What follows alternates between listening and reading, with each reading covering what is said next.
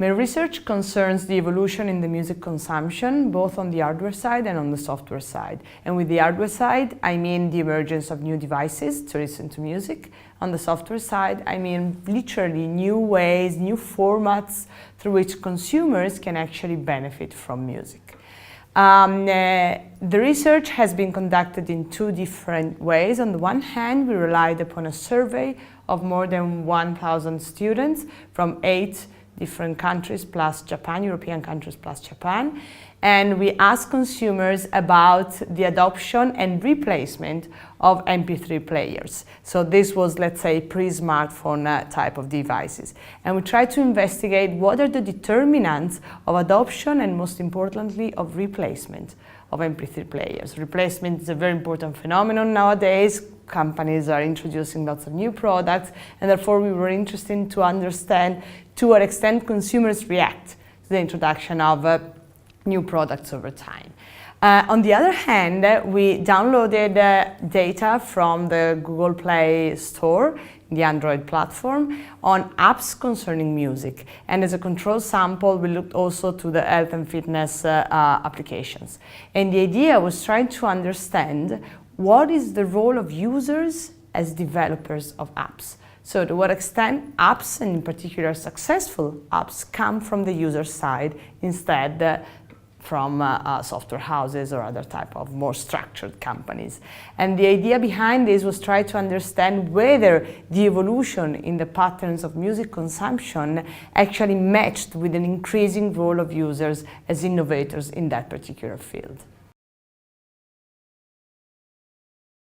Our research has importance in the context of understanding the evolution of creative industries, particularly in relation to demand. So the idea was trying to understand how users do play a role. And this is very important if you think about the role of demand and of users in creative sectors, and in particular in the sector that we analyze, which is the music industry. And so this has particular importance both for, if you want, general policy issues, but also for firms and for marketing activities of companies that have tried to understand what are the users' needs, how users can participate to the process of consumption, but also to the process of production. Okay? And in the case of mobile applications in particular, this is really relevant, I think, because it gives you also hints on how different business models can emerge out of this pattern. We had lots of findings from our research, so I'll try to divide them into two streams. The first one was concerning the hardware side. So what we found out was that the probability of replacing hardware, so MP3 player in this respect, was strictly related to the time of adoption, of course. So the earlier you adopted, the more likely is that consumers replace.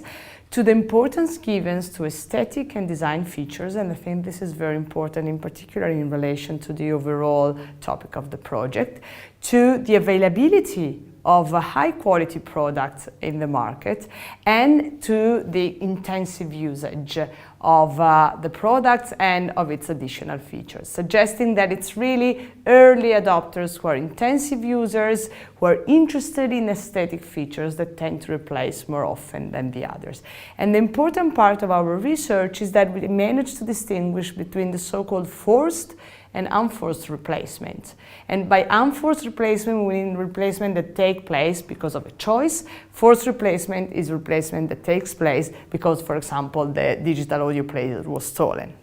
And the results apply in particular to unforced replacement, meaning that the other type of replacement was mostly a random pattern.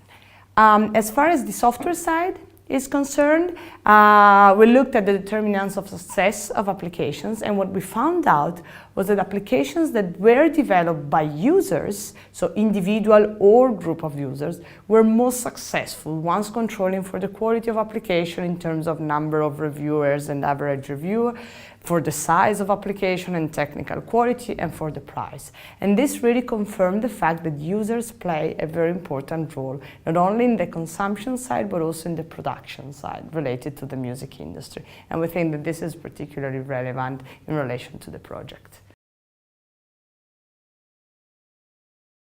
As far as the implications are concerned, I think that we can derive two main implications. On the one hand, once again, on the hardware side, importance of design and aesthetic features has to be taken into account by companies who want to stimulate consumers to adopt and replace their hardware devices.